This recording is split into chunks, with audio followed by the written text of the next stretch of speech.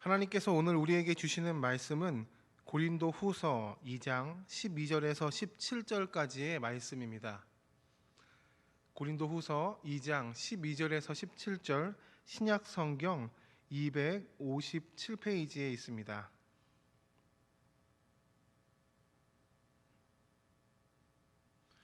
12절부터 17절 말씀을 제가 읽겠습니다. 내가 그리스도의 복음을 위하여 드로아에 이름에 주 안에서 문이 내게 열렸으되 내가 내 형제 디도를 만나지 못하므로 내 심령이 편하지 못하여 그들을 작별하고 마게도냐로 갔노라. 항상 우리를 그리스도 안에서 이기게 하시고 우리로 말미암아 각 처에서 그리스도를 아는 냄새를 나타내시는 하나님께 감사하노라. 우리는 구원받는 자들에게나 망하는 자들에게나 하나님 앞에서 그리스도의 향기니 이 사람에게는 사망으로부터 사망에 이르는 냄새요 저 사람에게는 생명으로부터 생명에 이르는 냄새라. 누가 이 일을 감당하리요? 우리는 수많은 사람들처럼 하나님의 말씀을 혼잡하게 하지 아니하고 곧 순전함으로 하나님께 받은 것 같이 하나님 앞에서와 그리스도 앞에서 말하노라. 아멘. 사도 바울이 살아가는 로마 시대에는 대부분의 사람들이 개선행렬이라는 축제에 대해서 잘 알고 있었습니다.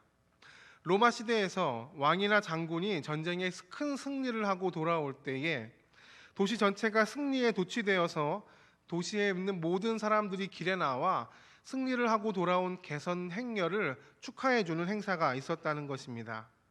긴 행렬 안에는 약탈한 전리품을 전사하고 또 행렬 끝에는 적군이었던 포로들을 끌고 오면서 그들의 승리가 얼마나 대단했는지를 온 도시 사람들에게 보여주었습니다. 그래서 우리나라 사람들에게 우리 군대가 큰 승리를 거두었고 우리가 이렇게 좋은 나라에 살고 있다는 것을 머릿속에 각인시켜 주려고 축제를 열었습니다.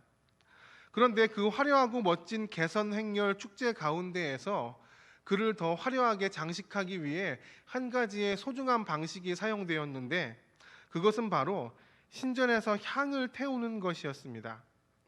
향을 태우게 되면 온 도시에는 그 향의 냄새가 가득 채워지게 됩니다. 그래서 우리가 승리했다는 것을 도시 안에 있는 모든 사람들이 냄새를 통해 알게 되는 것입니다. 오늘 말씀 14절에 사도 바울이 이야기하고 있는 그 승리의 모습은 로마 시대 사람들이라면 누구나 다 알고 있었던 이 개선 행렬의 모습을 떠올리게 하는 말씀으로 표현되어 있습니다. 그래서 새번역 성경 번역은 14절과 15절에 이렇게 번역합니다. 그리스도의 개선 행렬에 언제나 우리를 참가시키시고 그리스도를 아는 지식의 향기를 어디에서나 우리를 통하여 풍기게 하시는 하나님께 감사를 드립니다. 우리는 구원을 얻는 사람들 가운데서나 멸망을 당하는 사람들 가운데서나 하나님께 바치는 그리스도의 향기입니다. 로마 시대의 개선 행렬과 같이 예수 그리스도께서 사망 권세를 이기시고 승리하신 그 개선 행렬의 뒤를 따라 우리가 함께 걸어가고 있다는 것입니다. 그래서 그리스도인들은 매일의 삶의 자리에서 승리의 냄새, 향기를 풍기면서 예수의 뒤를 따라가며 살아가고 있다고 이야기를 한다라는 것이죠. 그런데 16절을 읽어보겠습니다. 이 사람에게는 사망으로부터 사망에 이르는 냄새요 저 사람에게는 생명으로부터 생명에 이르는 냄새라. 누가 이 일을 감당하리요? 로마 시대의 개선 행렬 가운데 풍기는 향기를 맡을 때 두 종류의 사람의 반응이 있었습니다. 승리의 냄새로 맡는 도시의 사람들은 우리가 승리했다는 것에 기뻐서 그 냄새를 좋아합니다. 그런데 그 냄새를 사망의 냄새로 맡는 사람들도 있었습니다. 바로 포로가 된 적군들입니다. 그들은 장차 자기들이 투기장에서 사람들의 노략거리가 되어서 죽임을 당하거나 때로는 형벌이 삼아서 그 사람들의 사망에 이르게 되는 냄새로 그 냄새를 맡았다라는 겁니다. 그래서 적군들이, 포로들이 그 냄새를 맡으면 똑같은 냄새인데도 불구하고 사망의 냄새다, 죽음에 이르는 냄새다라고 이해하게 되었다라는 것이죠. 이 말씀을 오늘날 우리의 말씀으로 어떻게 이해할 수가 있을까요? 오카는 목사님이 쓰신 새가족 모임 교재에 사랑의 교회 이금숙 집사님이라는 분의 이야기가 실려 있습니다. 이 이금숙 집사님은 어린 시절 불교 집안에서 자라 기독교에 대한 불신과 반감을 많이 가지고 있었다고 합니다. 그런데 젊은 시절 피아노 레슨을 하며 여기저기 기독교 가정에 가서 레슨을 할 때 그 불신이 더 커졌다고 합니다. 기독교인임에도 불구한데도 자신의 가정에 엉망으로 하고 교회에 다니고 불친절하고 인색하고 욕심을 내는 모습을 보면서 교회 다니는 사람들도 별거 없구나라고 생각하게 된 것이죠. 그런데 그 중에 소현이네라는 집에 갔을 때는 다른 느낌을 받았습니다. 그 집은 유독 깔끔하고 평안하고 친절했습니다. 하루는 이금숙 집사님이 이 첫 아이를 낳아서 한 달 동안 집에 누워 레슨을 못하고 있었는데 이 소연이네 집 어머니가 찾아와서 하지도 않은 레슨비 한 달치와 선물 그리고 성경책을 주고 사랑과 권면의 이야기를 나눈 다음에 돌아갔다는 겁니다. 그때 20명이 넘는 곳에 레슨을 다녔지만 이렇게 찾아와서 사랑과 친절을 베푼 사람은 그 소연이 어머니밖에 없었다고 합니다.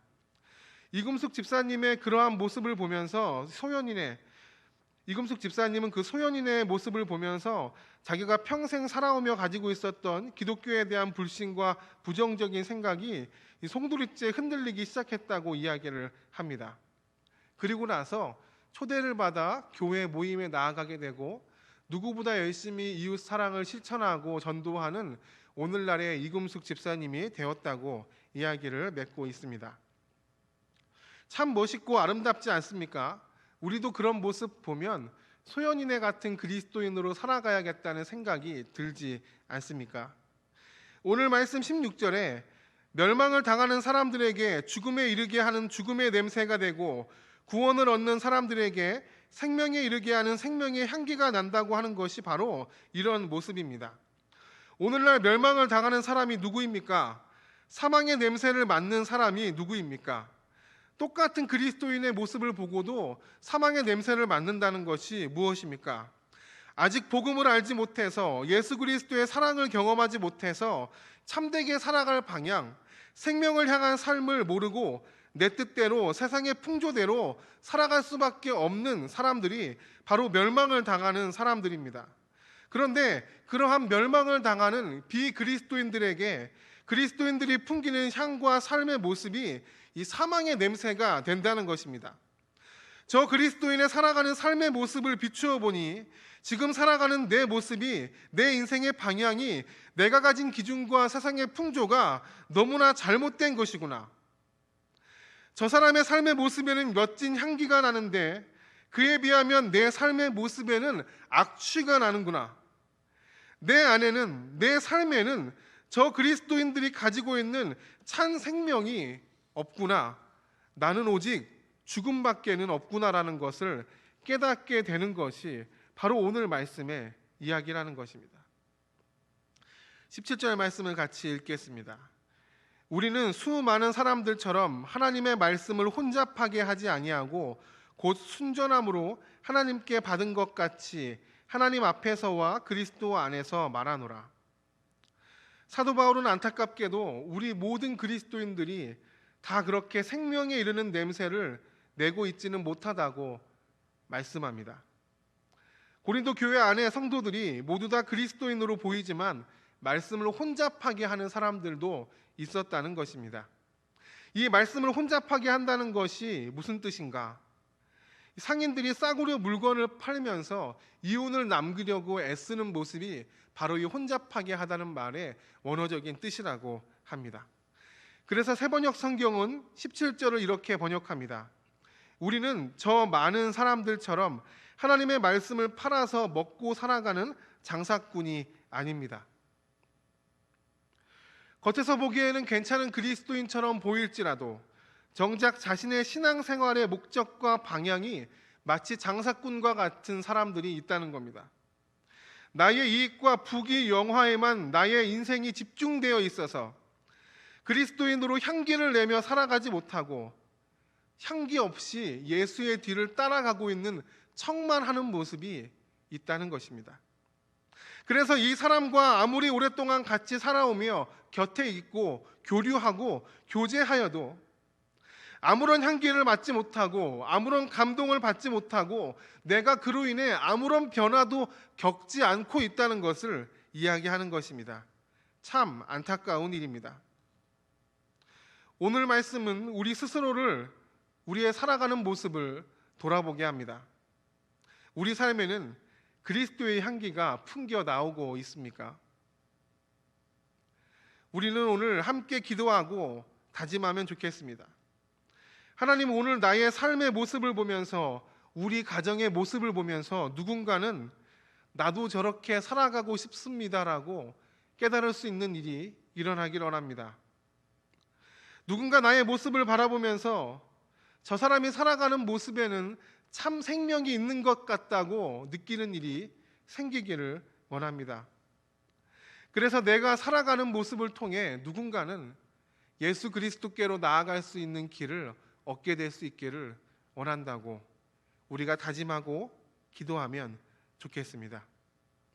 그래서 오늘 우리의 삶이 누군가에게는 진정 사망의 냄새를 맡게 되는 것으로, 누군가에게는 생명의 냄새를 맡게 되는 것으로 되어지기를 소원합니다. 기도하겠습니다. 사랑하는 하나님 아버지, 오늘 말씀을 생각해 보면 우리의 삶이 얼마나 부끄러운지 모릅니다. 우리는 예수 그리스도의 뒤를 따라가는 생명을 가진 사람들인데 정작 우리의 삶의 모습을 통해 예수 그리스도의 승리의 향기가 풍겨나지 못할 때가 많아 참 부끄럽습니다. 우리의 삶의 모습을 통해, 우리가 풍기는 향기를 통해 누군가는 예수 그리스도께로 나아와야 하는데 자신의 삶을 돌아보고 우리의 삶에 담긴 생명을 맡아야 하는데 그렇게 살아가기가 참 어렵고 힘이 들 때도 있습니다. 하나님, 오늘 우리에게 용기를 허락하여 주셔서 말씀대로 살아가서 향기를 풍기는 삶을 살아낼 수 있게 하여 주옵소서. 우리의 가정의 모습이, 우리의 삶의 모습이 하나님께 영광이 되고 이웃에게 존경받고 부러움을 사는 멋진 인생이 되게 하여 주옵소서. 우리의 자녀들을 위하여 기도합니다. 해외에서 군복무를 통해 취업과 학업을 준비하며 애쓰는 우리의 자녀들, 그 삶의 자리를 지켜주시고 함께하여 주시옵소서. 수고한 것이 열매 맺을 수 있게 하여 주시어서 그 열매 맺음으로 하나님께 영광 올리게 하여 주시고 또 그 열매 맺음을 통해서 세상 사람들에게 귀히 사랑을 나누어 주고 섬길 수 있는 삶을 살게 하여 주옵소서. 오늘도 병사 가운데 아픔으로 힘들어하는 우리의 환우들을 위하여 기도합니다.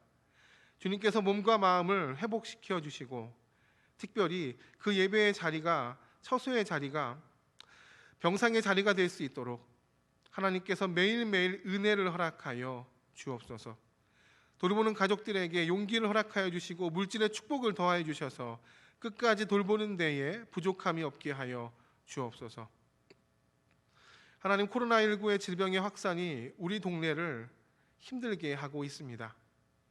우리 주변에 있는 이웃들 코로나로 인해서 힘들고 어렵다면 그 마음을 위로하여 주시고 살 길을 열어 주옵소서. 빠르게 확산되어가는 질병의 확산을 막아주시고 우리 동네가, 그리고 이 땅이 더 안전하고 더 밝은 세상으로 나아갈 수 있도록 주님께서 회복시켜 주옵소서. 예수 그리스도의 이름으로 기도드립니다. 아멘.